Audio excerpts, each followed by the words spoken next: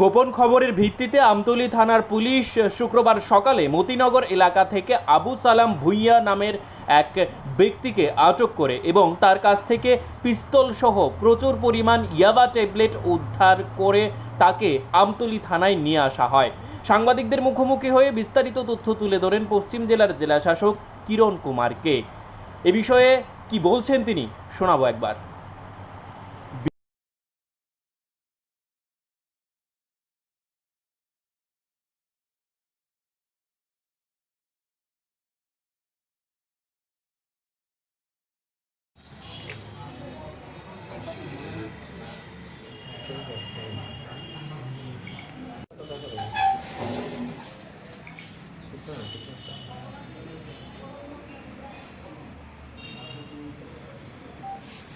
मालपत्र